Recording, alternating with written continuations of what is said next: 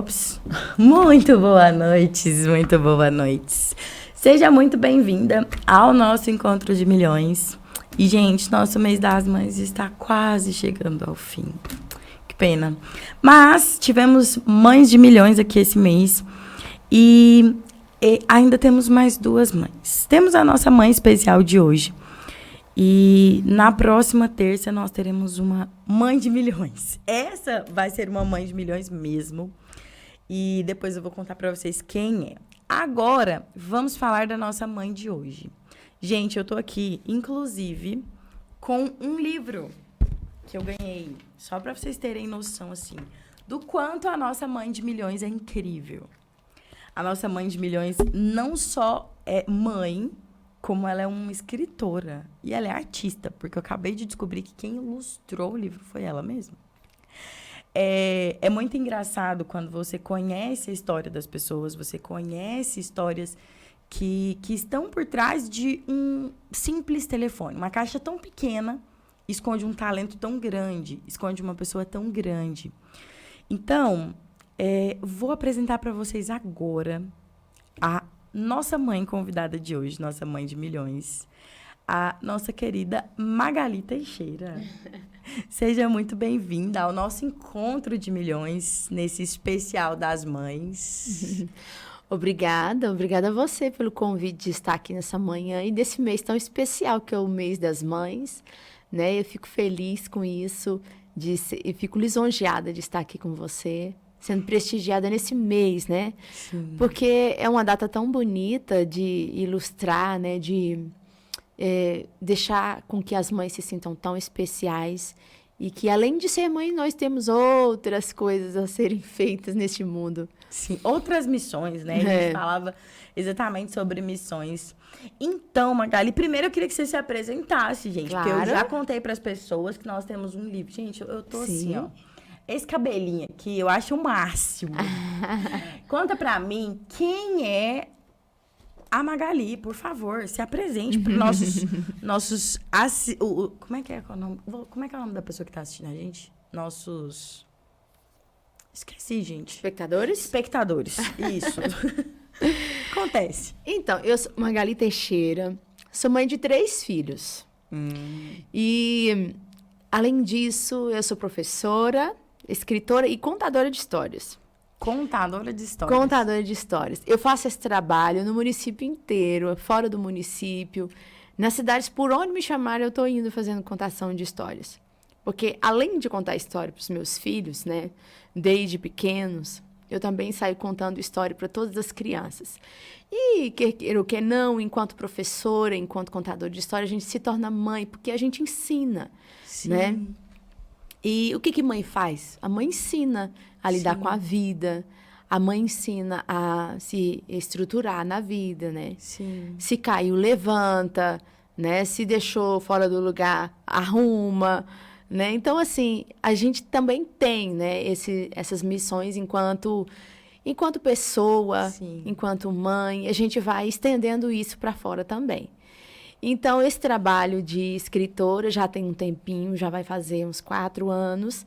Esse é meu 2º livro, né? Foi lançado em junho do ano passado, no Ana Shopping. A gente fez uma festa bonita lá com as crianças. Show.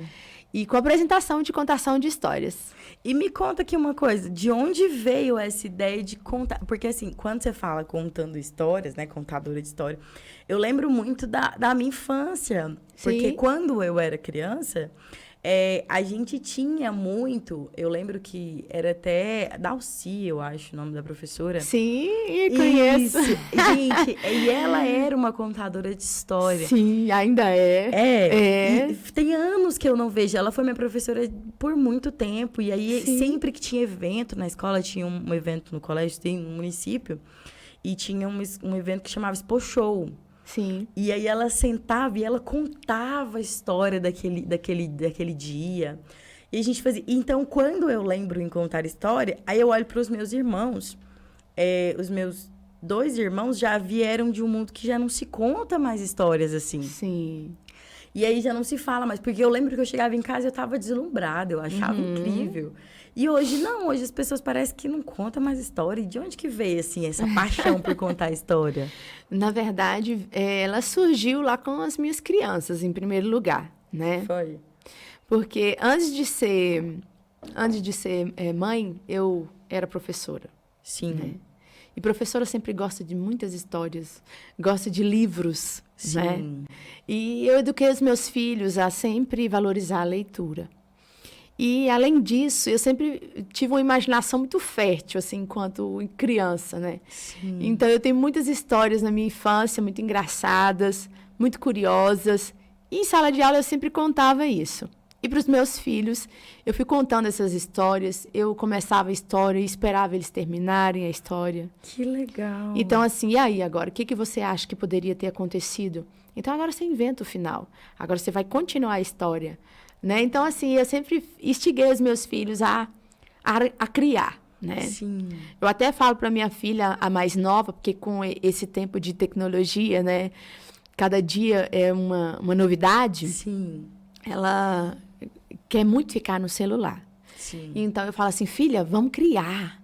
Vamos criar uma história, pega suas bonecas, vamos criar, porque quando você pega o brinquedo, você tem que usar a imaginação. Sim, porque né? senão você não consegue brincar. Isso, você pega o brinquedo, você cria ali alguma história. A boneca foi passear, onde que a Bela foi passear? Ah, na floresta. Ela encontrou quem lá, né? E foi aonde? Depois foi lanchar aonde, né? Ah, e foi fazer uma aventura no parque. O que vocês brincaram? Então, tudo isso instiga a criar uma história, né? Sim. E aí, a minha filha mais nova, a Valentina, ela fala assim, mãe, olha que eu criei. Eu tô bem criativa, não tô, mãe? Olha, não, eu meu passei Deus. um tempo fora do celular. Porque quando se fica... Eu apresentei para ela uma história muito bacana de uma escritora chamada Emília Nunes, né? Que é... como é que é, meu Deus? Que fica com a cabeça quadrada, né? Esqueci agora o nome da história. Mas essa história fala que quando a criança... ela fica muito nas tecnologias, ela fica com a cabeça quadrada.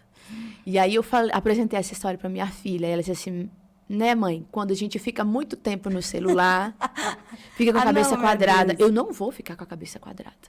É verdade, filha. Então, deixa um pouco de lado aí. Sim. Então, ela procura isso. Ela recorta, ela cola, ela pinta, ela desenha.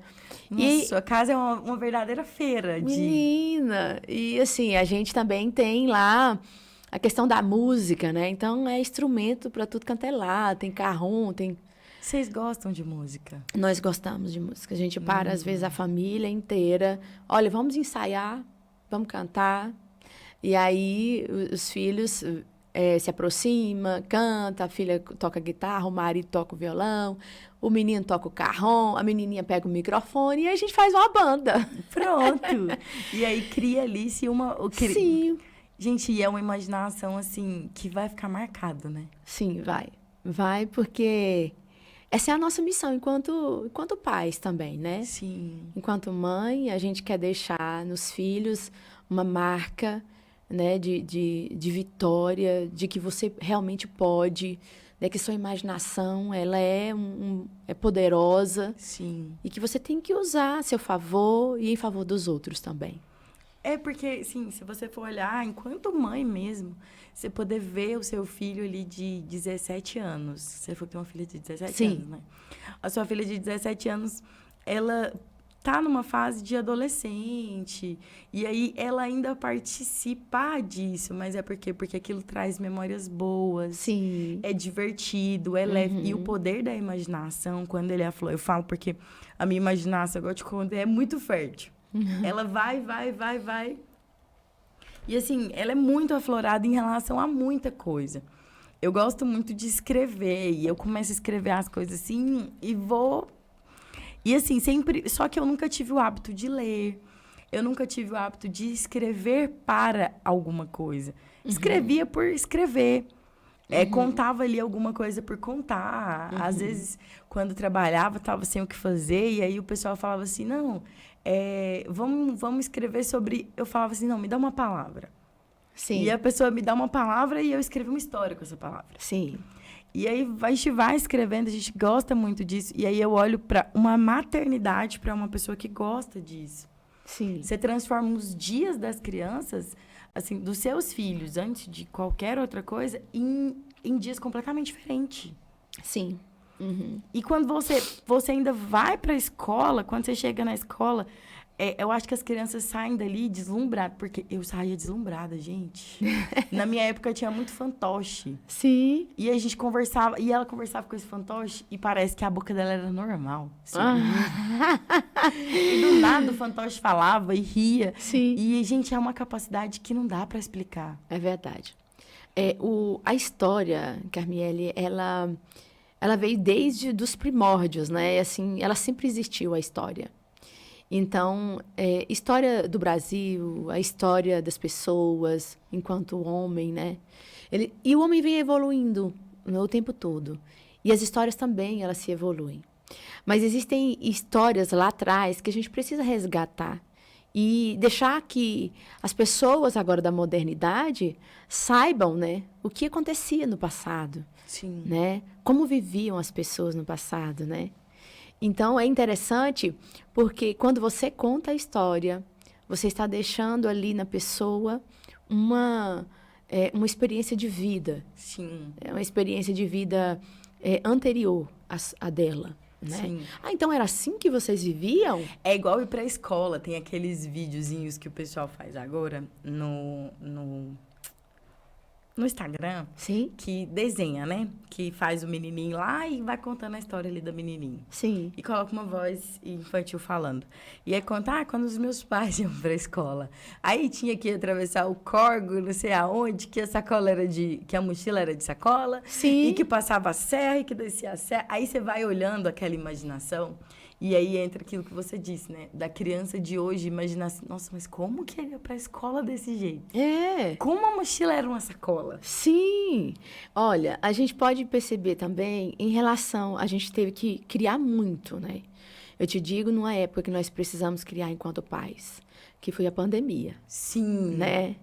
Então, assim, o que Gente, nós vamos fazer, né? Trem do papel higiênico lá, que até eu brinquei com aquele negócio, a gente amarrava esse negócio de papel higiênico e ficava batendo balãozinho. Gente do céu. Isso.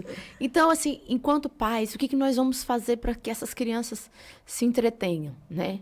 Eles vão entreter com o quê? Sim. Né? Para criar, para brincar.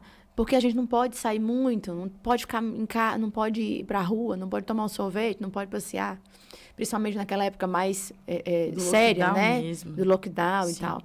Então, existiram ali muitas pessoas, canais na internet, no Instagram, que foi muito válido naquela época, né? Para com que desse ideias para os pais. Sim. E eu criei um canal, né, no YouTube de contação de histórias. A partir dos meus alunos, né? Que então, legal. Aí eu fui estendendo isso para o Instagram, porque alguns professores também tiveram que lidar, né, com a criação na hora de dar suas aulas. Sim. Sabe? Então, ali eu contava histórias e eu falei, peraí, eu tenho que... Já que eu estou contando histórias aqui para os meus alunos, eu vou contar histórias para outras crianças também. E aí eu fui estendendo isso, e outras pessoas foram se inscrevendo no canal, crianças que também não eram os meus alunos. Sim. Outros pais da comunidade, né, mães da comunidade ali que não me conheciam. E uma foi falando para a outra e foi colocando o link para a outra, e aí elas foram me seguindo lá. E assim também aconteceu no Instagram, né? Com outras mães, com outros pais, outros professores. E ali eu fui inventando brincadeiras, mostrando alguns recursos de contar histórias, sabe? Sim. Inventando brincadeiras com que pudessem fazer em suas próprias casas, sabe? Então, assim, foi muito interessante essa experiência, né? Enquanto a Valentina, eu quero brincar, eu quero ir para o parquinho. Eu falei, mas nós não podemos ir para o parquinho. Nós vamos fazer alguma coisa aqui no quintal. E aí nós criamos uma tenda lá no quintal. Tem até um vídeo dela lá, muito pequenininha, brincando.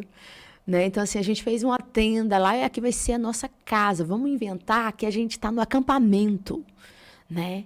E você fica aí na sua casa. E a gente ia brincando com isso, eu ia fazer os meus afazeres dentro da minha casa e ela lá no quintal, nessa tenda, né? E colocava as bonecas dela e tudo. Então, quando eu fazia o almoço, eu chamava Valentina. Olha, tá na hora de almoçar. Vamos almoçar? Né, mãe, eu também estou fazendo a minha comidinha aqui dentro da minha casinha, né? Ótimo. Aí ela vem com as bonecas dela, inventa uma história e fala, olha aqui, né? Então, assim, era uma opção se fazer, né? Sim. Entrar na história também. Sim. Não simplesmente... Eu costumo dizer, em uma outra entrevista que eu dei, que aquele momento era um momento muito duro para as crianças. Sim. E que nós não precisávamos deixar tão cientes disso, né? É porque para a criança, ela não consegue entender por que hoje eu vou para a escola e o meu pai briga todo dia porque eu tenho que ir para a escola. Uhum. E tem que ver os meus amiguinhos e eu tenho que acordar cedo, tenho que colocar no meu uniforme. E assim, no segundo dia, no nosso primeiro dia de pandemia, enquanto criança, você falar para o seu filho assim, não, hoje você não vai para a escola. Ele ficou feliz. Sim. No segundo dia, ele ficou feliz. Aham. A partir do terceiro dia, ele começa a perguntar por quê. Sim. E aí, com 7 dias, ele fala, eu não quero mais ficar em casa. Sim. Eu quero ir para a escola, eu quero ver meu amigo. Isso, porque a socialização, ela é fundamental na vida da criança. Sim. Socializar é importante demais. E a socialização com a sua idade própria é melhor ainda, porque... E qual que é a idade, assim, que você olha e fala assim, não, essa aqui é uma idade boa para começar essa socialização? Porque, assim, tem pais que colocam umas crianças na escola com 2 anos, com 6 Sim. meses, Uhum. com 1 ano. E tem pais que já optam por fazer aquele estudo em casa. Sim. E manda a criança para a escola aos 7 anos. Sim. E o que, assim, você acha, enquanto professora, enquanto mãe, qual que é o sentimento que você tem? Nem uma coisa e nem outra, nem 8 nem 80, né? Porque, assim, quando você é bebezinho, né? Alguns pais, claro, colocam na creche mais cedo por necessidade, Sim. né? Não porque quer. Mas, assim, os pais que colocam as crianças achando, né, que está trazendo algum benefício mais cedo, né, na creche, isso não é bom, porque a criança ela precisa primeiro ter o contato com os pais. A socialização, em primeiro lugar, é com os pais. Eu preciso ter uma ligação afetiva, Sim. né, primeiramente, Uma segurança com os pais, entende? Porque eu preciso entender que é o meu pai que me protege, é ele que me ensina. Depois disso, consolidado, aí sim ela precisa ir se socializar com outras crianças. Não que tem que fechar o mundinho dela só entre ela e os pais, né, enquanto bebê, mas que a socialização naturalmente acontece nessa idade, né? Não necessariamente colocando na escola muito cedo. Sim. Né? Ali com 1 aninho, 2 aninhos, você pode, com as próprias crianças da família, né? Se socializa. Sim. Eu vou no parquinho levar o meu filho para brincar, para ela conhecer como que é. Né? Então, assim, essa interação acontece sim enquanto bebê, né? Que a gente chama de berçário, né? Maternal. Né? Então, assim, isso daí é importante que essa primeira ligação seja com os pais. Mas que não seja aos 7 anos enviar para a escola somente, né? Aí já está muito tarde, né? A gente costuma dizer que as crianças ela precisam estar, sim, aos 4 anos na escola, né? Porque é obrigatório. Hoje é obrigatório a partir dos 4? Sim. Porque é lá onde começa, né, a educação infantil mesmo. Sim. Né? Ela está se estendendo para as escolas, educação infantil. E aí, na escola mesmo que eu trabalho, tem 4, 5 e vai até ao 5º ano. Eu achava que... Porque, tipo, por exemplo, na minha época, quando eu entrei na escola, a gente entrava com 6 alfabetização, e 7, 6 anos, né? Isso. Então, e aí, isso está se estendendo ao ensino fundamental também, né? Na primeira etapa, porque a gente entendeu que a criança na educação infantil tem que vir com uma bagagem boa, sim, né? E ali não precisa só brincar. Ali a gente brinca ensinando, sim, entende? Tem um novo conceito de ensinar. Que quando você traz a criança para um ensinamento de brincadeira mesmo, eu acho que fica mais leve. Sim. A forma com que o estudo, o ensino, de quando eu aprendi mesmo, eu falo até mesmo hoje, por exemplo, hoje eu estudo outra língua. Tô fazendo um curso de inglês.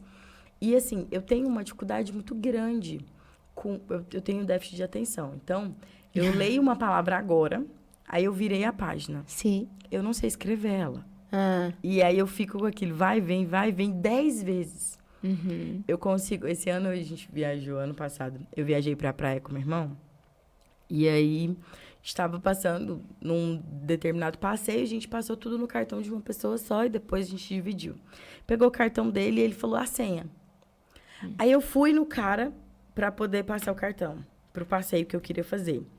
E aí eu esqueci a senha. Aí eu voltei, peguei de memória, peguei a senha. Aí isso eu fiz 3 vezes. Sim. Porque eu chegava lá e esqueci a senha. Aí eu falei, moço, vamos lá. Porque aí ele vai pôr a senha, porque eu vou esquecer. E aí isso funciona. E aí, quando eu percebo hoje, quando eu vou estudar, que tem um professor que ele tem uma forma diferente de ensinar. Sim. Ele tem uma forma leve de ensinar. Ele mostra a minha realidade. E quando eu consigo colocar o estudo dentro da minha realidade, eu consigo entender. Isso é importante. Isso. E aí, quando eu não consigo fazer isso, a pessoa pode ficar horas me ensinando que eu vou continuar olhando pra cara dela assim. Sim. Tipo, Você precisa linkar, né? Sim. O ensino com o cotidiano da criança, né? Se você pode até... como eu trabalho com criança, eu costumo fazer isso. A gente vai ensinar... Eu sempre ensino desenhando no quadro. Ou então, eu ensino falando sobre... um probleminha que nós vamos ver de adição. Então, eu falo, olha, o Matheus, ele ganhou... Gente, vocês não sabem, o Matheus ganhou 5 barras de chocolate. E todo mundo, não acredito! Até que eles entendam que eu vou envolver ali um problema. Eles estão achando que aquilo ali é verdade. Sim, tipo... Aí o Matheus, eu?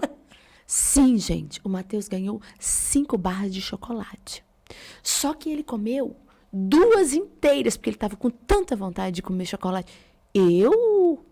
Sim, você, Matheus. Não lembra? Quando seu pai te deu 5 barras de chocolate, aí ele ri até, né? Mas ele comeu 2, e aí? Quantas o Matheus ainda ficou, gente? Será que ele vai dar um pedacinho para nós?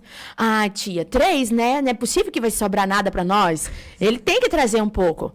Então, a gente vai fazendo esse trabalho. Sim, porque se você coloca lá um problema, Sim. e você escreve que o fulano comeu, aí você vai até se pensar naquilo tudo. Olha, o Matheus tá aqui, ele ganhou. Nossa, então ele pode dividir com a gente. Vamos pedir alguma coisa para ele.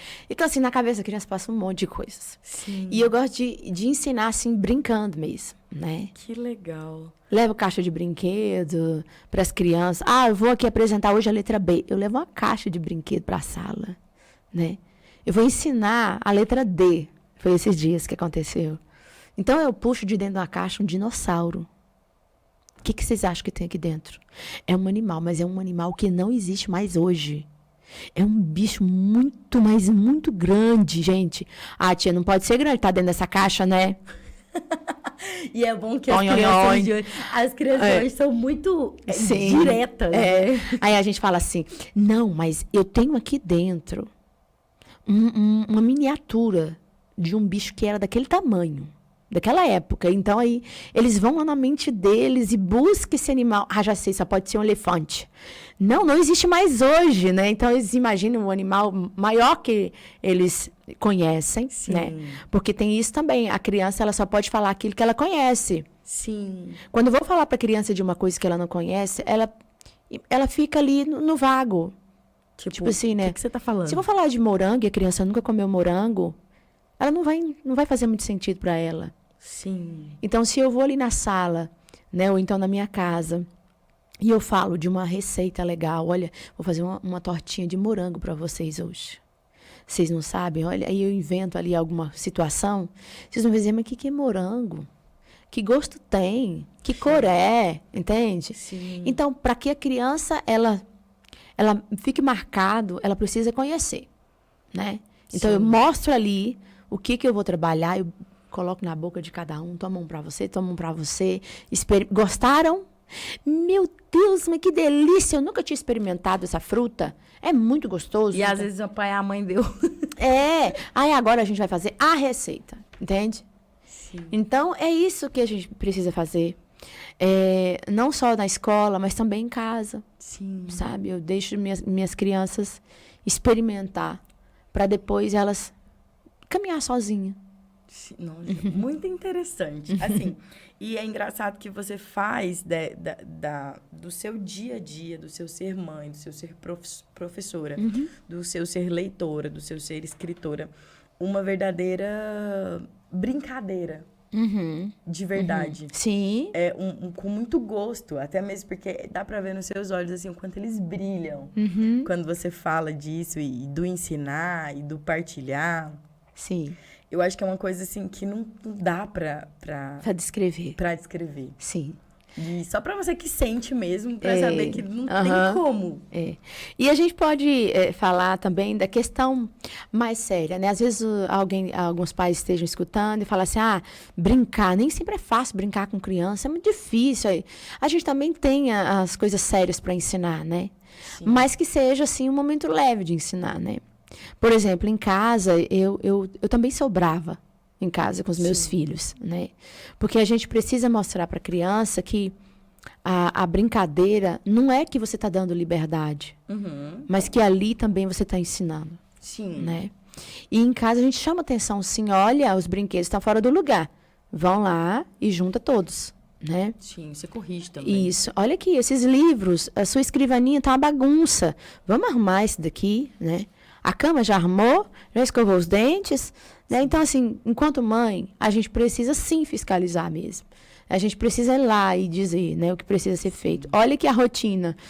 Eu tenho o meu filho, Gabriel, eu fiz uma rotina, né, para ele e coloquei na parede do quarto dele. O que ele precisa fazer? Porque quando levanta, sempre esquece alguma coisa. Então, vamos fazer o seguinte, para você não esquecer, nós vamos fazer aqui uma rotina. Isso é importante, porque ali, na mente da criança, que às vezes é dispersa, né, igual você disse assim, nossa, eu sou TDAH, né? Eu tenho déficit de atenção. Então, é só ler e dizer, olha, eu esqueci disso, né? Eu vou voltar lá e fazer. Né? Então, assim... Eu tenho 2 cadernos, mulher. Eu ando com um aqui e outro aqui. E ainda esqueço as coisas. A gente precisa anotar mesmo. Então, até isso a gente ensina para os filhos. Que se eu tenho que reconhecer a minha fragilidade, a minha limitação, né? Enquanto professora, eu também tenho limitações, né? Sim. Eu esqueço das coisas. E, minha filha, a gente, com tanta criança, a gente esquece mesmo. A gente tem que anotar. Então, a gente anotando e fazendo com que alguma coisa te lembre, sim, você, né, tá reconhecendo que você tem uma fragilidade. Sim. Isso também é humildade, né? Sim. Olha, eu sei, eu reconheço que eu tenho isso. Mas que eu não seja taxada lá fora como irresponsável, sim, eu vou anotar, eu vou criar os meus mecanismos de me defender. Sim. Né? De se ajudar também. Sim, de me ajudar enquanto pessoa. Então, no Gabriel, eu percebo isso. Então, eu mostro para ele essa fragilidade. Sim. Olha, isso aqui é um jeito de você caminhar, né? Então, olha, aqui, você esqueceu de arrumar a cama? Então, volta lá. Olha, eu esqueci, né? Eu vou lá arrumar. Sim. Meus livros aqui estavam bagunçados, eu estava atrasado, fui para a escola sem arrumar. Não, mãe, eu esqueci porque, na verdade, não esqueci. Eu deixei porque eu estava ali me arrumando na pressa e não arrumei. Sim. Né? Então, mas agora eu vou arrumar. E não deixa para depois. Sim. E nem sempre, uma vez eu fui no psicólogo com meu filho e ele disse, não faça nada para ele, né? Em relação, assim, do que é da responsabilidade dele. Sim. Né? Se é para você lavar a louça, né, e não deu conta de lavar naquele momento, né, então, assim, não vá lavar. Sim, porque senão ele condiciona aquilo que você vai fazer. Se eu não fizer, ela vai fazer. A minha mãe vai vir aqui e faz tudo. Então, eu vou criar qualquer situação aqui e vou dizer para ela que eu não dei conta, porque eu tenho prova, porque eu tenho isso, porque eu tenho aquilo, e eu não vou fazer. Então, tem muitos pais, né? Sim. Eu, enquanto professora, eu lido também com pais. Isso aí é uma espécie de psicóloga. Sim. Também, né? Olha, eu vou falar uma coisa para você. Enquanto professora, a gente é psicólogo, a gente é mãe, a gente é um monte de... Advogado, né? A gente é um monte de coisa, advogado também. Então, em relação a isso, a gente costuma ver alguns pais criando, na verdade, más atitudes Sim. nas crianças, né? É importante você falar sobre isso, porque, assim, eu tava vendo um texto. Quando eu era criança, eu cuidava de uma menina e a mãe dela colocou nomes nos órgãos dela. Ah, essa aqui é a minha moranguinho, essa aqui é a sua moranguinho. Ah, E aí ela cresceu falando aquilo e a gente era bonitinho. A gente achava aquilo bonitinho. Ah, não pode mostrar moranguinho, não pode mostrar moranguinho. Beleza. E aí, quando foi agora, recente, com a quantidade de abusos que as pessoas vêm falando, eu vi no Instagram daquele perfil Resiliência, sim. uma mulher que postou, uma psicóloga postando, falando a importância dos pais, quando forem ensinar qualquer coisa para os filhos, dar nomes reais. Sim. Por quê? Porque quando você dá nome real para o que o seu filho vem desenvolvendo, Sim. quando você sabe o que acontece. Uhum. Porque aí ele contava de uma criança que o pai e a mãe nomeou os órgãos dela como biscoito. E aí o biscoitinho. E ela começou a ir para a escola e começou a ter um comportamento diferente. Sim. E aí ela falava para os pais que alguém próximo da família, não me lembro se era um tio ou era alguém, estava mexendo no biscoito dela. Só que, assim, os pais criam aquela situação e eles não tomam aquilo para a vida. Sim.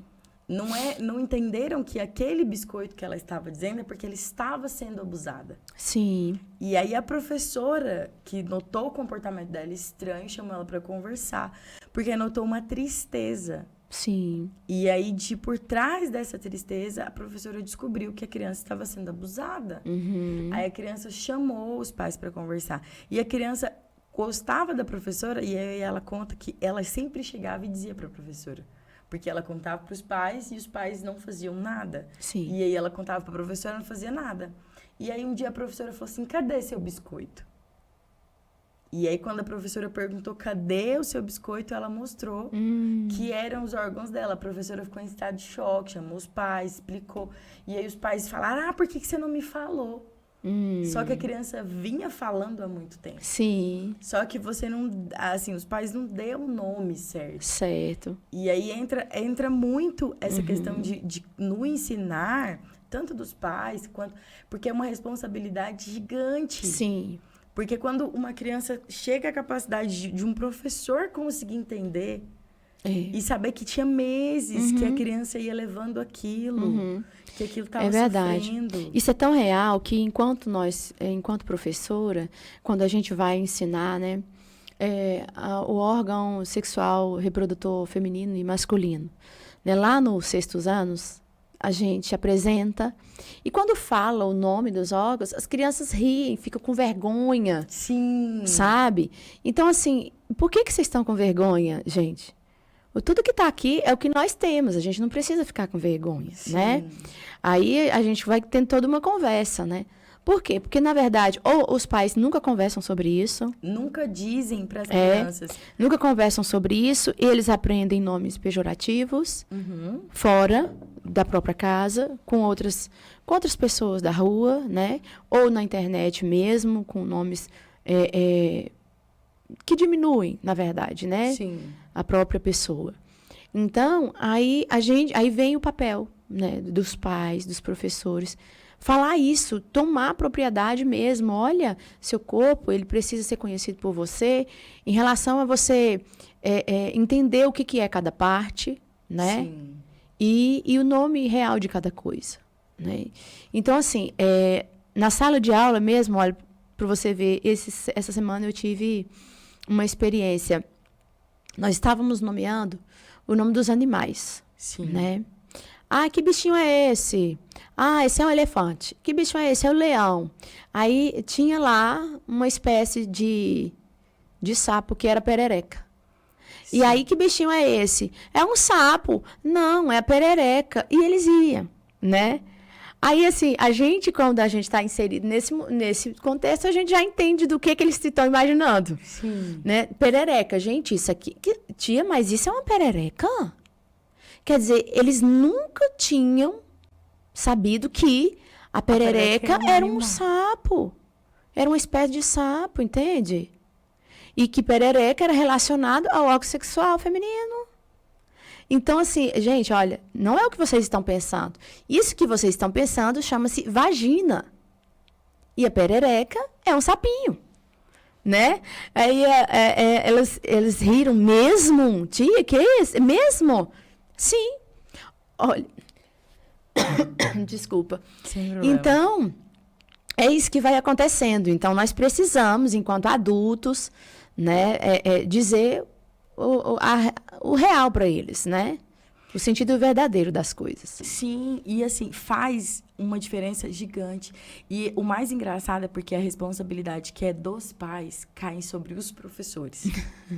Porque, por exemplo, e olha que a minha família, meus pais são jovens, mas até eu estudar em ciência, o corpo humano, para eu saber essa diferença, não foi algo que os meus pais sentaram comigo e disse, olha, isso aqui é vagina. Sim. Isso aqui é pênis. Uhum. E aí, falar sobre isso é um tabu gigante.Sim. Não que seja algo que você precise sair por aí falando com não toda e precisa. qualquer pessoa. Uhum. Mas com seus filhos, quando ela vai crescendo ali, quando você já tem 1 ano, quando você vai ensinando sua filha que ela tem que sentar de perna fechada.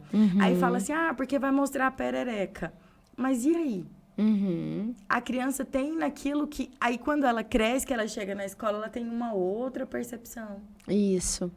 Até hoje, os adultos brincam com perereca, gente. Sim.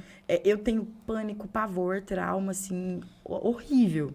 Só de eu pensar, imaginar que tem um perereca no lugar, acabou. Eu não respiro, não durmo, não faço mais nada. Meu pai tem chácara e lá tem muitas. No banheiro e tal. E aí, todo mundo faz piada disso. E era uma coisa que não tinha que ser feito piada. Claro. E eu acredito assim, sabe, Camille, que os pais, eles fazem isso muitas vezes, que dão nomes diferentes, né?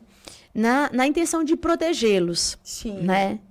De infantilizar algo porque acredita que na idade deles não precisa saber o nome verdadeiro das coisas. Sim. Que é muito agressivo. E não, né? A gente, na verdade, está ensinando a se proteger. Porque quando falar aquela palavra, olha, tocaram aqui, né? Sim. Aí a pessoa já vai... Aí o pai já acende uma luz e diga, opa, peraí, então tem alguma coisa errada, Sim. Né? E a gente também pode falar, né, nessa questão que você está falando, eu fui aprender tudo isso na escola, né? Porque nós viemos de uma geração, né, os nossos pais, os nossos avós, é uma geração conservadora. Sim, sim. Né? E assim, não porque eles não quisessem nos ensinar, mas porque como era uma geração tão conservadora e que foram ensinados daquela forma... Como é que né? eles iam falar sobre isso? Não abriam porta nem espaço para conversar isso com os filhos. Sim. Né?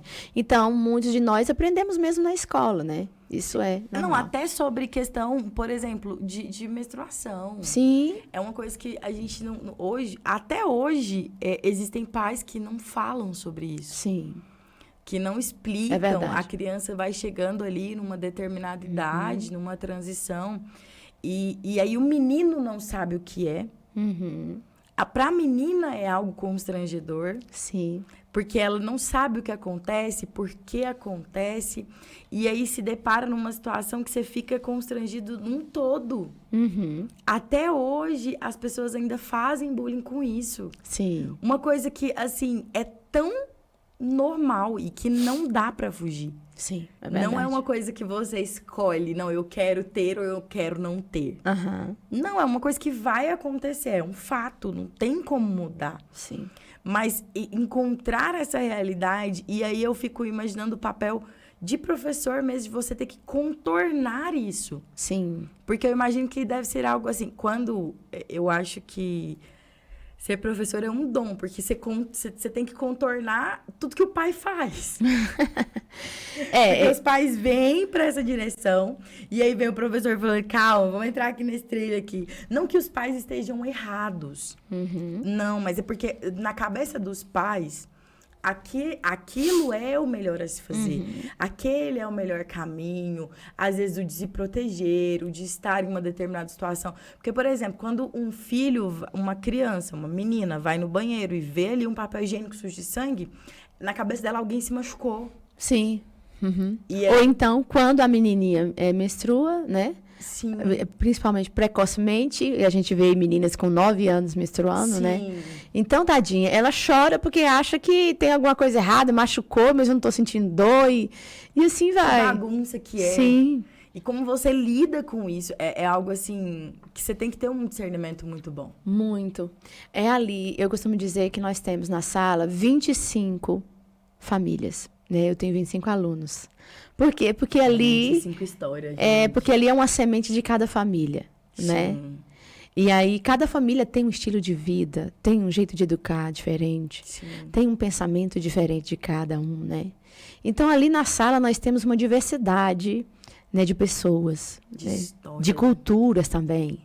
Né? Porque não é somente da cidade que tem gente da Bahia, tem gente do Pará, do Acre, do Brasil inteiro, porque as pessoas, elas mudam, né? Sim. Então, lá dentro da sala, nós temos ali experiências diferentíssimas. E é cada um que conta histórias, uma mais diferente que a outra, né? Sim. E você não acredita que está escutando aquelas coisas, né? E que muitas vezes é normal naquela casa. E para outros não é, né? Sim, para outros não é. E esse socializar, pegando uma deixa disso que você disse, é algo que você, por exemplo, você cria o seu filho dentro de uma casa. Eu tive uma patroa, por exemplo, que o filho dela não conhecia doce. E o filho dela já tinha lá seus 6 anos e ele não conhecia nada que fosse açúcar. Sim. Ele não sabia que gosto aquilo tinha. Sim. E ela falava assim, enquanto eu conseguir, pode. E a gente conversando e tal, e aí ofereceram coca pra ele naquela situação. Ele falou que não queria, que ele não gostava. Sim. Aí eu brinquei, eu falei, como assim você não gosta de coca? Ele tem um gosto muito ruim, arde a boca. E eu fiquei com aquilo na cabeça. Aí a mãe dele falou, mas como é que você sabe que arde a boca? E aí a avó dele tá de lá assim, ó. Por quê? Porque a não avó conta, já tinha... não conta. Porque a avó já tinha dado, e aí ela, mãe, aí ela, não, mas ele só experimentou, mas ele disse que arde a boca. Mas porque ele já sabia que era algo errado. Sim. Então, até fazer algo errado para aquela criança foi muito. E aí, quando ele vai para a escola e você deixa ali a criança, eu acho que assim... Quando tem a semana da criança, que o menino come pipoca, no dia pirulito, no outro é algodão doce. Você faz o quê? Aí, como é que você manda seu filho para a escola e seu filho não pode comer doce? Sim. Aí, todas as crianças levam lanche. Sim. Quando não é numa escola pública, que eles fornecem o lanche. E aí, quando fornece o lanche, tem lá rosca. Que é maravilhoso. Tem um suco de uva lá, que vai com açúcar. E aí, seu filho não come? Então. Aí você fala pra criança, não, ela não pode comer. E aí, assim, gente, eu acho que é algo que foge do seu controle. Porque aí é a questão de socializar, né? E aí até as outras crianças vão olhar diferente para aquela criança. Por que você não pode comer? Que não pode, né? Ué, por que você é diferente de nós? Por quê, né? Vai ter que ter uma justificativa nisso, né? Porque minha mãe Se for questão de saúde, a gente bem. prepara todas as crianças, né? Inclusive... Pra saúde. Inclusive, a gente na escola, a gente tem crianças com diabetes, né? Então, a gente prepara todo mundo, né? Prepara as crianças. Sim. Claro, a gente tem uma conversa com toda a turma, com a criança fora. Olha, ele não pode isso, não pode aquilo, então nós não vamos oferecer nada, porque o problema de saúde dele é grave. E assim, as crianças entendem, né? E assim, elas até ajudam a cuidar. Sim. E aí, quando chega uma diferente que fala assim, olha, dá pirulito para fulano, ele não ganhou. Não, ele não pode. Ele tem problema de saúde. Ele toma o pirulito que a mãe dele faz caseiro. É o brigadeiro de banana. E a própria mãe faz, né? Na minha sala é legal que tem uma mãe que ela se dispõe a fazer isso. Eu imagino que seja um sacrifício muito grande. A criança não pode comer doce, mas ela manda para a criança um brigadeiro de banana. Que legal. Na lancheirinha, né? Então, assim, a gente vê a dedicação dos pais, né? Sim. E ali a gente vai tendo uma conversa com as crianças, com os pais, e vai chegando no equilíbrio. Porque são muitas histórias que uma pessoa só tem que lidar, né? E que ali dentro da sala todo mundo tem que se dar bem, em conta do conhecimento e da educação. Uma coisa só, né? E como que foi pra você, Magali, quando você falou assim, não, agora eu vou ser mãe? Porque, assim, você já vive um turbilhão de emoções com essas crianças. Verdade. E aí já era um desejo do seu coração, você já achava assim, não, já tem todas as crianças do mundo. E, assim, como é que foi pra você essa decisão da maternidade? Bom, a maternidade ela me pegou de surpresa, na verdade, né? Ah, não foi, não foi planejado. Não, mas quando veio, eu abracei com todo amor, né? E isso, assim, só me fez crescer enquanto pessoa, enquanto ser humano.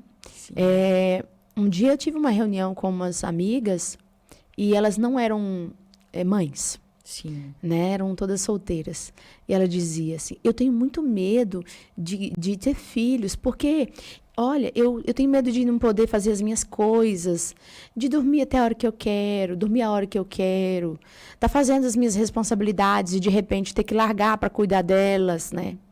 Aí eu falo assim, olha, isso é naturalmente que acontece. Não é o que você faz. Enquanto você tá com a criança no seu ventre, é amadurecimento do corpo e da mente, sabe? A sua mente, do jeito que a criança vai sendo gerada, a sua mente também, ela vai sendo trabalhada, vai se amadurecendo para receber a criança. Você vai se tornando mãe enquanto a criança está sendo gerada no seu ventre. É magnífico isso, né? Porque quando você, depois que você gera a criança, que a criança nasce ali, a sua mente está totalmente preparada para cuidar dela, sabe? E você deixa de ser orgulhosa, você deixa de ser egoísta, porque as coisas que eram suas, Passa a ser que eram primordiais. Você não consegue mais comprar para você só. Isso, que era em primeiro lugar, né? Agora não é mais. Agora você acabou. Você não pensa mais daquele jeito. Uhum. É uma reversão de pensamento, entende? É por isso que eu falo assim que nós que somos mães, a gente cresce enquanto pessoa. Porque nós não pensamos em nós em primeiro lugar. Sim. A gente pensa no outro, pensa nas crianças, sabe? É engraçado, tem uma situação que, assim, olha, o subconsciente fica ali, trabalhando o tempo todo. Olha, eu comprei aqui algumas frutas, né? E que aquela frutinha mais especial ali, vamos dizer, o kiwi, o pêssego ali, é para o bebê, né? Então, até hoje, quando eu compro essas frutas em casa, e ficou na minha mente, eu nem como mais, sabe? Nem precisa comprar, você já compra, por conta que tem aquela memória registrada. Então, assim, eu nem como, porque ficou gravado na minha mente, que aquela fruta é para criança. Então, eu não como. Não, peraí, mas não tem mais bebê assim, né? Vamos comer, né? Para de nóia também. Então, a gente vai se trabalhando ao longo do tempo. Ao longo do processo. E aí, eu fui falando isso para elas ficaram assim, mesmo? Acontece isso? Não precisa se preocupar. Sabe? É igual, por exemplo, eu acho incrível, assim, a questão de você a mulher ser capaz de gerar a comida. Sim, gente, sim. A mulher gerar o leite. Eu acho que é um negócio, a gente alimenta mesmo. Assim, como que... Assim, Deus ele é perfeito, né? Assim, eu acho que ele é além do perfeito, sim, sabe? Sim. Você ser capaz de fazer uma gota virar um humano. Sim. Beleza. Aí, não satisfeito, aquela gota se torna ali, assim, uma vida. Essa vida nasce. Uhum. Ela é segurada por um saco. Tipo assim, gente, um saco segura nada. E ela segura um bebê. Aí esse bebê nasce. Uhum. E nesse nascimento, gente, a mulher é capaz de dar comida que sustenta, que faz a criança engordar, que faz a criança chegar no médico e ter, tipo assim, aumentou não sei quantas gramas. E eu fico assim, meu Deus, mas... É um leite que a pessoa própria gera. E é como se a mulher, ela já soubesse, inclusive, como amamentar. Ela soubesse... Já vem com os instintos tipo maternais. Assim, como ela soubesse proteger. Por mais que existe mães que são ruins, que são cruéis, que fazem coisas absurdas com os bebês. Mas, assim, é uma coisa que é dela. Sim. É uma coisa que eu imagino que você tem e pronto. Uhum. É isso que eu falo para você, né, ô Camiele, que Deus, ele é tão perfeito que ele faz isso no humano, né? no feminino. Ele prepara a mulher para gerar, prepara o corpo, né? Prepara a mente da pessoa. Gente, o corpo voltar ao normal. E a cabeça da pessoa é assim, ó. Não vou falar dar um nó, não, porque nó é coisa ruim. Mas reverte, sabe? Reverte e você... e assim, toda essa sua...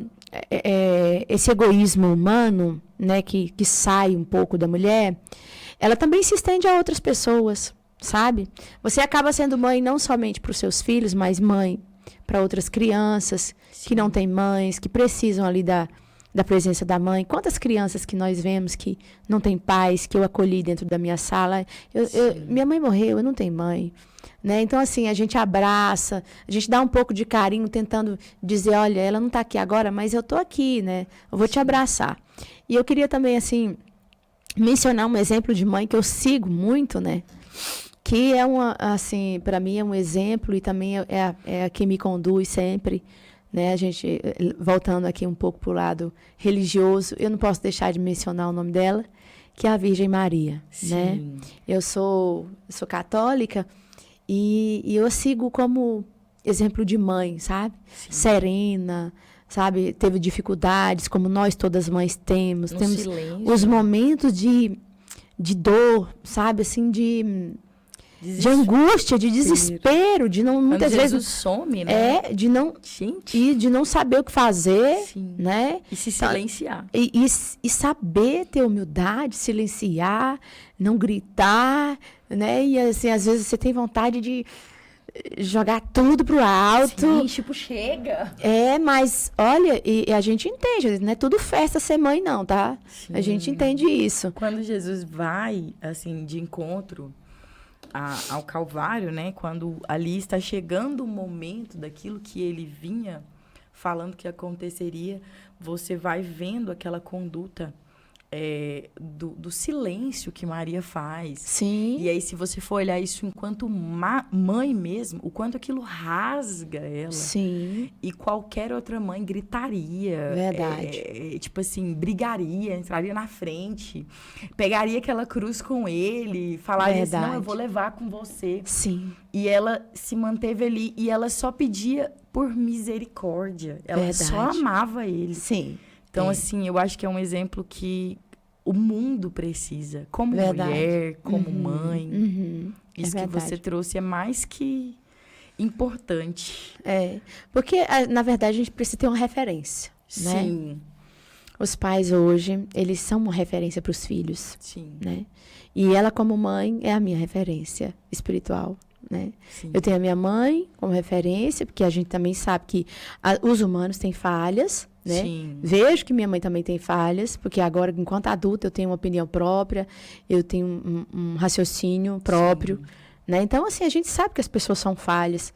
Então, mas é tudo de bom que eu pego dela e tomo como referência. Agora, não.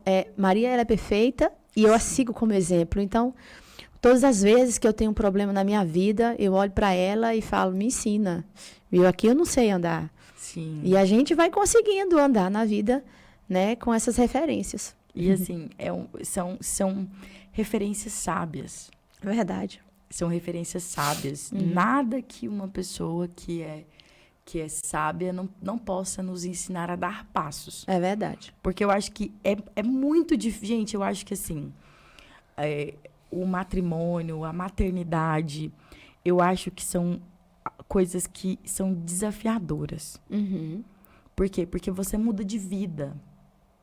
Você muda de hábito. Verdade. Nem sempre é como você planejou. Você não esperava ser mãe. Você chegou, então você abraçou aquilo. Sim. Você tomou aquilo como verdade, você tomou aquilo como seu. E aí você vai vendo na sua trajetória que você recebe filhos que perderam as mães. Sim. E aí você vai vendo que, assim, é desafiador. Eu entrevistei uma pediatra e eu falei pra ela assim, eu ficaria louca. Porque todos os dias eu recebo crianças no meu consultório com inúmeros problemas diferentes. Sim.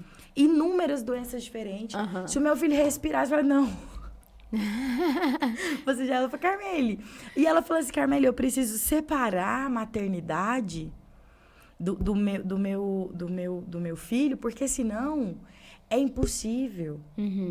É impossível, eu não vou deixar meu filho viver. E aí eu olho pra você como professora e falo assim, gente, e aí? Porque assim, eu acho que meu sonho da vida é ser psicólogo, mas não posso ser psicólogo, vou levar o povo pra casa. A gente faz isso às vezes, fica com vontade de levar mesmo. Eu ia falar assim, você deve querer levar pra casa. Sim. Porque quando eu vejo uma criança sem pai, sem mãe, e aí eu olho assim, e graças a Deus, eu sempre tive, minha mãe trabalhava muito, meu pai também, mas eu sempre tive os meus pais ali. Eles estavam presentes, e assim, só o fato de você saber que a sua mãe existe, gente, é um peso gigante, porque eu tenho amigos que estão na minha idade, que perderam os pais e que ela nunca mais sorriu.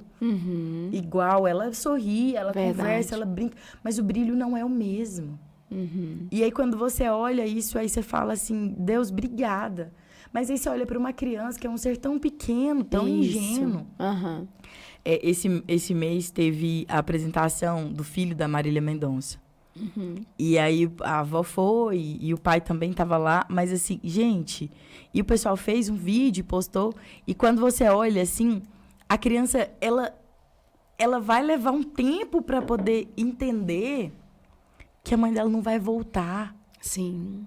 A mãe dela saiu para trabalhar e não voltou. Sim. Eu acho que pro adulto a gente nunca entende quando alguém da nossa família se vai. Eu tenho um fato para te contar de uma experiência que eu tive em sala de aula, que uma criança que não tinha mãe, e a gente teve o seguinte questionamento na sala. O que vocês gostariam de ser quando crescer? Né? Que profissão? A gente estava falando sobre as profissões. Que profissão você gostaria de exercer? E ele disse assim, eu quero ser cientista. Eu falei, por quê? Porque eu quero descobrir uma forma de como traz os mortos de volta à vida. E aí, ele lembrou da mãe dele, né? Porque eu quero trazer a minha mãe de volta. Porque eu nunca vi. E assim, o vocabulário dele era tão desenvolvido, criança de 6 anos, tá? Senhor. Eu nunca vi, professora, nenhum cientista criar isso. Porque, na verdade, as pessoas sofrem e ninguém nunca pensou nisso. E aí eu fiquei refletindo, falei, meu Deus, esse menino vai longe, sabe, assim, e assim, a dor dele era muito grande, então, e, assim, quando você ele conhece... estava procurando uma justificativa para aquilo. Por que as pessoas são tão inteligentes, cientistas criam tantas coisas e nunca criou isso, né? Um jeito de trazer as pessoas de volta a viver com a gente, né? E ali eu fui, aquilo mexeu demais comigo. Nossa, então, eu tinha desabado no choro. São histórias como essas, né? Assim, que a gente vai... A gente, antes de dar aula, a gente primeiro faz ali um acolhimento com as crianças. Quantas vezes, Camila, eu recebi crianças na minha sala? Eu trabalho na escola pública, né? Sim. E na escola pública a gente vê com mais frequência realidades mais difíceis. Sim. E eu costumo dizer que na sala de aula... principalmente com os alunos, com essas crianças que eu já recebi ao longo desses anos de experiência. São crianças que têm experiências que poucos adultos tiveram, né? Porque são realidades muito duras. E aí, antes de começar tudo, a criança chega e fala assim, professora, eu tô com muita fome e eu não comi nada em casa. Como que você vai começar uma aula com uma criança com fome? Como que você vai rir, fazer uma brincadeira com uma criança com fome? Não, a gente não é ninguém com fome. Então, em primeiro lugar, você tem que resolver o problema dela, né? Sim. Aí, então, você vai lá na cantina, procura alguma coisa para comer, dá para ela, sabe? Então, aí, outra veio um dia com o sapato do pai. Não é nem caso de gente, mas... veio com o sapato do pai. E eu falei, por que você tá com esse sapato tão grande, né? Era um All-Star bem grande, fora do número dela. Por que você tá com esse All-Star tão grande? Não achou o seu? Ela disse, não, na verdade, é porque eu não tenho mais sapatos. E eu tive que vir com o do meu pai. Bem surradinho mesmo, tava. E aquilo, nossa, e aí você, enquanto professora, é que eu falo, a gente acaba sendo mãe. Sim. Eu fui lá na rua... pedi licença, coloquei alguém lá na minha sala. Eu fui lá no mercado do lado e comprei uma sandalinha para ela.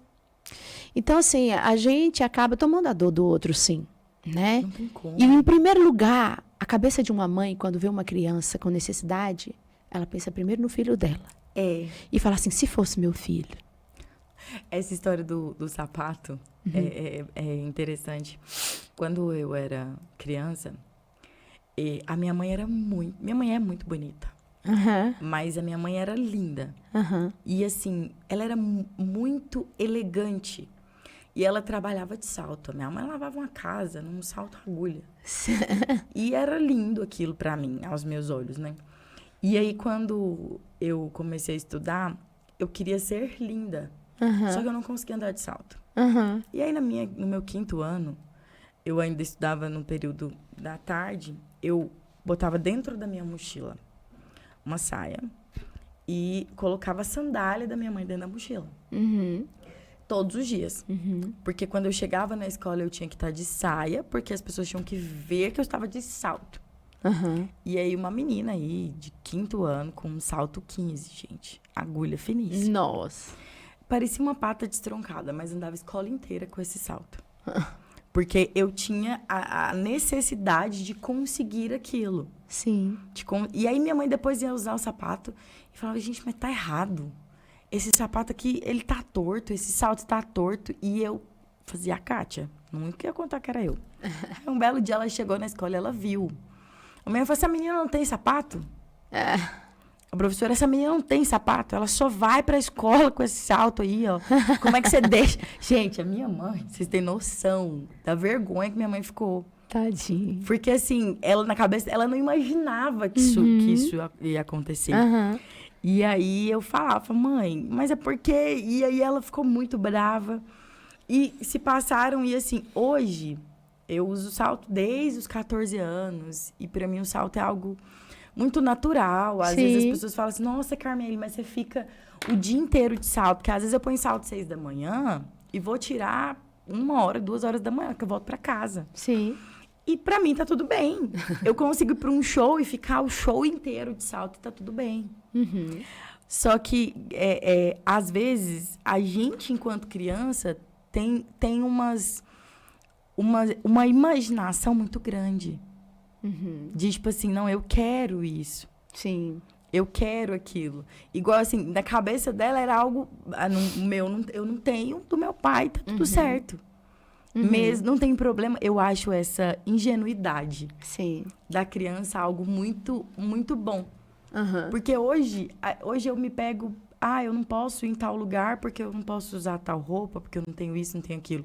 Mas naquela fase, naquela ingenuidade, pra mim, não tinha nada de errado em colocar um salto e desfilar. Eu posso ir de qualquer maneira, não tem problema. Não tem problema. A criança calçar um sapato por ela não ter... No meu caso, eu tinha, mas assim, o que eu vejo de mais bonito é a inocência. Sim, ingenuidade. A ingenuidade, essa o quanto que isso é importante, de poder chegar sem se preocupar. Eu acho que todo mundo tinha que crescer só 40%. 60%, gente, ainda precisava ficar dentro da inocência. Porque é algo tão puro. A gente não ia se importar tanto com o que o outro acha. É verdade. E a pureza, Carmele, ela precisa ser conservada, né? Sim. Principalmente nos tempos de hoje. Sim. Nós vimos que muitas crianças hoje, a infância está morrendo. Sim. E muito cedo. Morrendo porque... Muitas crianças, poxa, com 8 anos, começam a falar de assuntos de adultos, né? Sim. A ouvir músicas que não é para a idade delas, né? Sim. E músicas que desmistificam a infância, né? Desfiguram a infância. Sim. E os pais acham bonito. Acha bonito. Então, assim, a pureza, ela precisa ser conservada. Acha bonito porque uma menina tá ali dançando um funk até embaixo. Isso Aí não é bom. A criança começa com 1 aninho, 2 aninhos dançar Isso, funk. porque isso sensualiza. Aí a mãe fala assim, nossa, que lindinho. Gente, não estamos dizendo que é certo ou errado. Cada pai Sim, claro. sabe o que faz com seu filho. Mas a gente vai vendo ela perdendo isso. Isso. Porque daqui a pouco, ela chega aí nos 8 anos, 10 anos de idade, que era a idade que eu tinha. E pra mim, esse comportamento de colocar um salto muito alto, Sim. que nem servia no meu pé, era algo natural. Isso. E aí, assim, e por quê? Porque eu olhava minha mãe, eu tinha uma admiração por ela. Era a referência que você tinha. A referência que eu tinha, eu achava aquilo belo. Sim. E, no entanto, que eu fui loira anos da minha vida. Quem me conhece sabe que eu fui loira até meus 25 anos de idade por conta da minha mãe. Sim. Porque minha mãe era a loira mais linda do mundo. Eu tinha na minha cabeça que se um dia eu me casasse, eu me casaria loira. E aí Deus foi lá e mostrou outros caminhos, mas porque era uma referência. Então, que espécie de referência as mães têm sido? É verdade. Né? Que referência as mães têm mostrado? Sim. A gente que está lidando, né, o tempo todo com as famílias, lidando com as crianças, a gente percebe que as famílias, né, muitos dos pais perderam a mão com os filhos, né? Sim. Assim, houve um psicólogo e filósofo também falar. E a gente que é professor, a gente estuda muito, né, em relação a isso, porque a gente tem que saber qual é a clientela que nós vamos atender, né?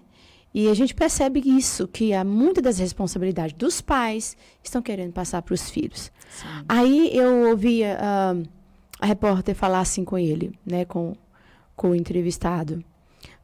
Me diga, o que você acha? O que está pior hoje nos tempos? É a família ou a educação? Ele fala assim, a família está pior. Porque lá na escola a gente está para ensinar, né? A gente está para educar. E lá em casa é os pais que ensinam, né? É os pais que ensinam como falar, é os pais que ensinam aquilo não é seu, o que não é seu você não pega. Sim. Né? Essas coisas não se falam na frente de adultos. Então, assim, olha, quando você se sentar, senta de maneira correta. Então, eu estou falando coisas simples, mas claro que existem coisas extremas. Coisas extremas, né? E a gente percebe realmente isso. Sim. Né? Que as famílias, os pais estão perdendo a mão com os filhos. Sim. Na maneira de educação, os filhos que mandam nos pais. Sim. E não os pais que mandam nos filhos, né? É aquela frase de geração, né? Assim, a palavra mandar não é bem isso, porque tudo que a gente fala hoje fica aí sendo discutido. É os né? filhos que conduzem. Na verdade, é os pais, né, que precisam conduzir os seus filhos. E os filhos têm que conduzir os pais. E por conta de trabalhar fora, né, de ter uma vida mais agitada, na cabeça dos pais, a sua consciência acusa. Sim. Né? Isso aqui é uma opinião minha, tá, gente? É o que eu tenho visto. Sim. Que é assim que eu penso que está acontecendo. E você tem lutado com isso com a sua família. Então assim, aí o que acontece? Pela consciência, né? A consciência Sim. acusa, eu estou fora, eu preciso dar atenção para ele. Não tendo esse tempo de dar atenção, eu dou tudo o que ele quer. Sim. Você quer assistir? Você quer jogar esse jogo aqui, que é prejudicial? Então joga. Eu quero comer esse doce que você tanto me pediu, que você tanto me pediu, então eu vou te dar agora. Sim. Eu não vou deixar... Pai, deixa eu comer o sorvete aqui na hora do almoço, né? Eu vou dar, eu fico tanto tempo fora, eu nem dou atenção para ele, vou dar pelo menos o que ele quer. Sim. Então, assim, o menino vai tomando uma força tão grande, vai ficando arrogante, Sim. né? E aí... E quando ele cresce, o pai precisa dizer não. Precisa dizer não, e a criança... O pai hoje, eu falo isso por algumas experiências que eu já vivi. O pai hoje, ele paga uma escola para o filho, que seja uma escola particular, R$500. Vamos colocar aí. E aí ele vai pagando tudo que o filho quer. E o filho termina. E aí o filho escolhe fazer uma faculdade. E aí passa numa faculdade particular. Sim. E aí o pai nem sempre tem uma condição financeira boa para poder pagar uma faculdade muito cara. Aí o pai dobra e desdobra, porque o filho vai fazer uma faculdade ali que custa R$2.000. Sim. E aí o pai começa a deixar de comer, o pai começa a passar dificuldade, o pai Sim. começa a não saber o que fazer. E aí o filho não está preparado para receber não. Sim. O filho começa a trabalhar e o pai precisa de ajuda. Uhum. E aí o filho não vai ajudar. Sim. O filho não vai dispor de um uso, o filho não vai dispor de uma roupa nova, de um sapato novo, o filho não vai dispor do seu luxo, ele não vai dispor do seu bem para poder dar para o pai Sim. a ajuda. Verdade. Ele não vai fazer isso. É verdade. E aí, o que acontece? Os pais ficam cansados, ficam frustrados e o filho não aceita um não. Porque quando o pai diz você não vai, o filho surta. Verdade. E aí, os filhos tentam se matar Sim. e vão tendo comportamentos extremamente agressivos. E os pais falam assim, mas eu não sei por quê. É. E aí, quando você vai olhar a fundo, tudo que seu filho sempre quis, você Sim. fez. E aí o psicológico da pessoa fica ali fraco, né? Sim. É por isso que a gente começa a dizer que nós estamos numa geração fraca. Porque o psicológico não foi bem trabalhado, Sim. né? Onde eu dou tudo e eu não posso dizer não. Porque se eu disser não, eu sou ali ameaçado até. Sim. Né? Ameaçado de várias formas. Então eu vou sair dessa casa. Então eu não gosto mais de você. Sim. Até a questão afetiva, nós somos ameaçados, né? Sim. E aí os pais, pensando que isso possa ser uma coisa negativa, Sim. né? Acaba ali também cedendo. Sim. Né? E aí, na verdade, nós não criamos os filhos que o mundo queria. Sim. Né? Aí a gente cria pessoas que vai trazer problemas para a sociedade. Eu vou falar um negócio, gente. Só tem mãe de milhões aqui hoje.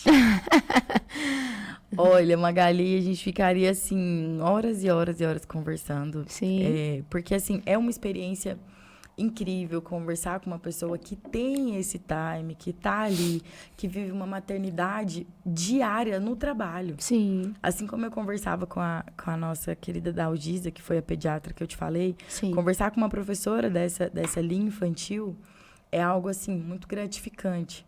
Eu sempre falo que o intuito do nosso podcast é por trás de uma história, existe uma história. Sim. Então, por trás da Magali que a gente vê na internet, por trás da contadora de história, a gente sabe que existe uma história. E só pra gente finalizar, porque nosso horário deu. Sim. Sim. Você tem um laço que é uma identidade. Me conta aí a história dessa sua tiara, do lasco, pra eu entender. Porque você sempre tá com ela. Então, eu trouxe uma das, né? Aqui. Eu trouxe uma das porque a gente, para contar a história, precisa de algum recurso lúdico, né? E toda vez que a gente vai contar a história, a gente precisa colocar algum colorido, né? Sim. Quando eu vou contar a história, eu apresento ali algum boneco, algum recurso. Sim. E para chamar a atenção das crianças, né, a gente faz isso, para que elas sintam-se atraídas, né, pelo lúdico. E a tiara é um deles, né? Às vezes eu faço uma tiara que vai mencionar algo que tem na história. Entendi. Né? E aí, então, todo evento que eu vou de contação, de histórias, momento literário, eu organizo uma para levar. Que isso, hein? Olha, vou chamar depois você no nosso encontro só para você contar uma história. Ah, pode deixar. E eu tenho a mala encantada, que é onde tudo sai dentro dessa mala. Olha só, essa mala encantada é a melhor. Não, É. no nosso, já fica o convite aberto, porque nós teremos um especial das crianças.